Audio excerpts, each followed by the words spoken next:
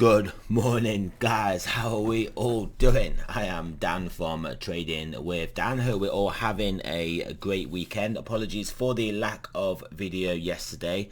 I was up and out and early yesterday morning, so I didn't have the time, so apologies for that. But here we are nonetheless. The traditional market closures haven't changed since between yesterday and today, so we can have a look at those. But yeah, that all being said, we shall go straight over to those Bitcoin 4-hour charts, where we have what we are hoping is a bull flag formation here. As you can see, we are smack bang in this resistance zone. So this is obviously going to be an important make or break area for Bitcoin. Do we get rejected? Does the good old Bart Simpson make an appearance and then we just come back down, or do we actually get a continuation to the upside? We may as well draw a projected target in here for it, just for fun. But yeah, that would actually take us, if we look where it would take us, it will take us actually above our next important level of resistance as well. So if obviously that is to play out, that would be very good for the bulls. But what I would say is that if we are to be lucky enough for this bull flag to play out, we would have to expect us to get resisted, and it only realistically come up to this level before some sort of consolidation or pullback.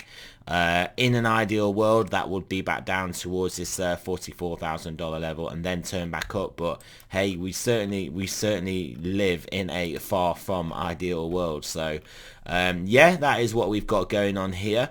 Again, we will be heavily influenced by the direction of stock markets. All the wild stuff going on at the moment. We've got wilder varying job numbers coming in, massive revisions. We've got problems in Ukraine. We've got inflation concerns still. We've got massive oil price moves, lots of fun stuff lots of fun stuff going on. So it is difficult really to tell where what is going to go where at the moment, what is driving, what is going to be the market leader on any given day. And then we've got the various heads of various institutions that like to come out and say their piece every now and again. But if we just want to look at this from a technical perspective, we have got a bull flag. Projected target probably take us to this resistance area. If not, if we fail, we want to hold this, call it $39,000 level. If we hold there and consolidate in this upper half of the lower range of this range that we've been in, that would obviously not be bad, and then we can ultimately come back up and try and take another stab at this resistance and try and break over. Ethereum Satoshi parent hit into our resistance and eased back. Yeah, drifting upwards here. So obviously this is awaiting Bitcoin's next move. The Ethereum USD parent, nice to see a 3,000 handle on this asset, nice and cleanly above this important resistance area here. And the next one is the one that will be the one where we should expect a full Ethereum get money season to ensue. And then yeah, targets obviously up to towards 4,000 and then beyond. So has got a lot of work to do to reverse this pretty extensive downtrend, and it is not necessarily gonna do it. Nothing is guaranteed, but as long as we can hold above here, particularly hold above that psychological $3,000 level, but mainly above this support area here, then yeah, things can potentially look good.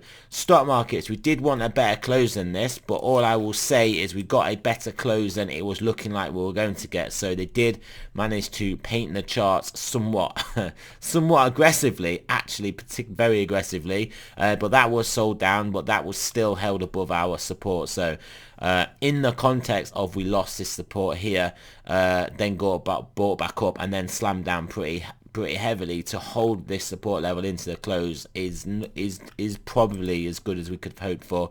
the absolute golden close would have been around here, which is, it looks like that's what the market manipulators were aiming for, but obviously some actual sellers, probably some real people, decided they would distribute all over their faces basically. So that's what happened there.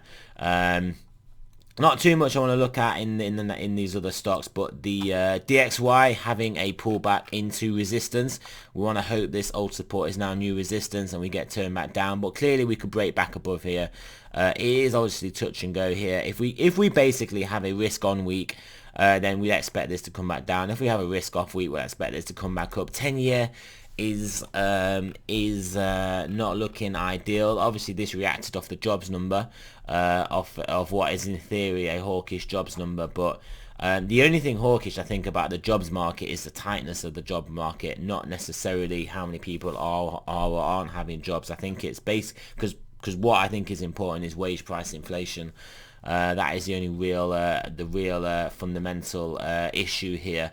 If wage price inflation is the one that obviously fears them the most, it's because it's the one that benefits people rather than just the elites, and also it's nigh on impossible to de-escalate people's wages, i.e. you can't basically then give them pay cuts. So it's kind of like a ratcheting up scenario where you can't just, I mean, oil prices can go up and down, car prices, like the premiums can go up and down, all that fun stuff, precious metal prices up and down, art, fancy watches price up and down, but your wages, people don't take wage cuts.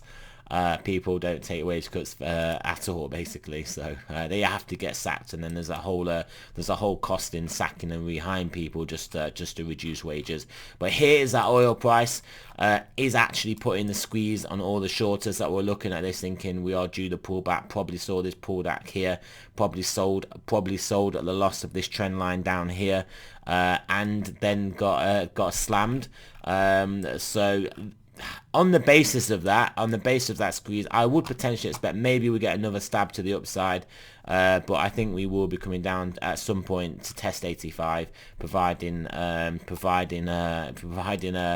Russian troops don't step into the Ukraine or any sort of incident happens over there. But yeah, we've got all that. We have got all that. Don't forget, the US is struggling with inflation, so it would be pretty asinine for them to do something that could further stoke the inflation fires. So yes, not too much else I want to look at on here. If we want to look at those stochastics, I mean, there's 4 hours getting toppy here.